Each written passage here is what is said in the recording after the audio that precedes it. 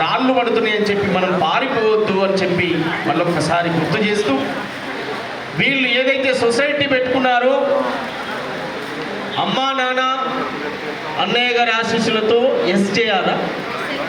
SLP, ఈ SLP అనేటువంటి ఒక ఆర్గనైజేషన్ పెట్టుకొని వీళ్ళు కార్యక్రమాలు చేస్తారు. దానికి మా పూర్తి సంపూర్ణ మద్దతు ఉంటుంది.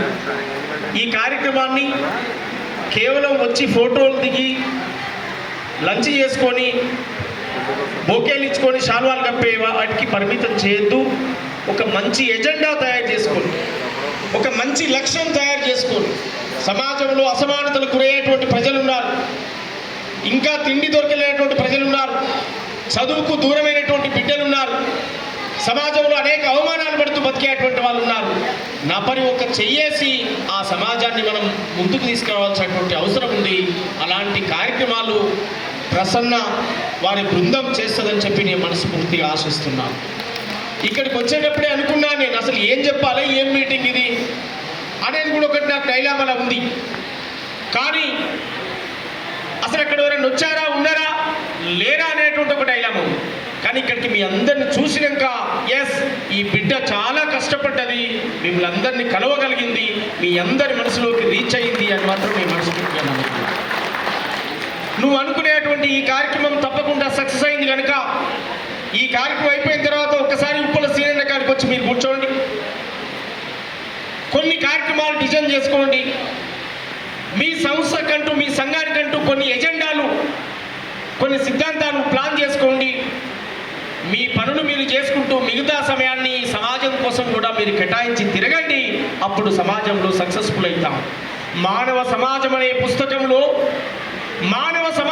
పుస్తకంలో నీ కోసం ఒక పేజ్ అయినా రాయబడాలి, లేదా పేజీలో నీ పేరైనా ఉండాలి. అప్పుడే మనిషి పుట్టుకకు అర్థం. పుట్టావా చనిపోవాగా కాదు, వీడికి వచ్చినామా పోయినమా కాదు, ఇక్కడ మన పాత్ర ఏంటి అనేదే చరిత్ర రాయబడుతుంది. ఆ చరిత్ర రాసే దాంట్లో మనందరి పేర్లు, మనందరి పదాలు కనిపించాలి. అప్పుడే మనిషి పుట్టుకకు అర్థం. చాలా మంది మానవాళ్ళు పుట్టారు, చనిపోయారు. ఇగో ఇక్కడ కొన్ని ఫోటోలు కనిపిస్తున్నాయి. ఎందుకు ఆ ఫోటోలు ఇక్కడ పెట్టారంటే వాళ్ళు వాళ్ళ కోసం బతకలే, మానవ సమాజం కోసం బతికారు, నలుగురు కోసం బతికారు కనుక వాళ్ళ ఫోటోలు ఇక్కడ ఉన్నాయి. అందరి ఫోటోలు లేవు ఈ భూమి మీద పుట్టినటువంటి వాళ్ళందరికీ కూడా.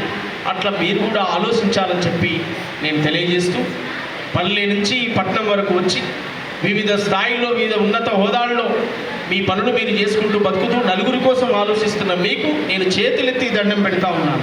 ప్రజల కోసం పనిచేసే వాళ్ళంటే నాకు ఇష్టం, జనం కోసం మాట్లాడే వాళ్ళంటే ఇష్టం, ప్రజల కోసం కొట్లాడే వాళ్ళంటే ఇష్టం. డబ్బు చాలా మందికి ఉంటుంది, కానీ సీనన్న లాంటి మనసు కొంతమందికే ఉంటుంది, నలుగురికి పెట్టాలనే మనస్తత్వం. వాళ్ళు కోటీశ్వరులు నాకు ఇష్టం. అంబానీలు, బిర్లాలు, టాటాలు చాలామంది ఉన్నారు ఈ ప్రపంచంలో. కానీ పేదోడు బుక్కడన్నం అడిగితే సాయం చేసేటువంటి మనసున్నవాడే నిజంగా దేవుడు, భగవంతుడు రూపంలో వచ్చినటువంటి వాడని చెప్పి విశ్వసించేవాడిని అని చెప్పి మరొకసారి తెలియజేస్తూ, మీ అందరికీ చేతులెత్తి, నేను పెద్దవాళ్ళు ఉన్నారు చాలామంది ఈ సభలో, హృదయపూర్వకంగా మీ అందరికీ నేను వందనాలు తెలియజేస్తూ, పల్లె నీకు వందనాలమ్మో ననుగన్నా పల్లె తల్లి నీకు వందనాలమ్మో,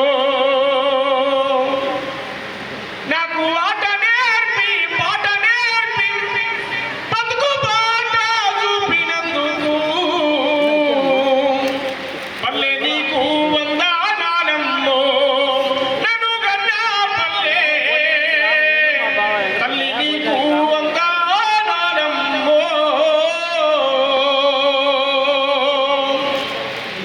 అమ్మ నీకు వందనాలమ్మో ననుగన్నా పల్లె తల్లి నీకు వందనాలమ్మో. అమ్మ నాన్నల ఆశీర్వాదం ఉండాలని, అమ్మ నాన్నలు అందించిన ఈ ఉన్నతమైన జీవితాన్ని తిరిగి మళ్ళీ వారికి మనం ఇవ్వాలని, ఏదైతే ఈ సమాజం నుంచి పొందామో తిరిగి అది ఇవ్వడమే మనం నేర్చుకోవాలని చెప్పి కోరుతూ నేను మళ్ళీ పాడుతాను. థ్యాంక్ యూ, వందనాలు.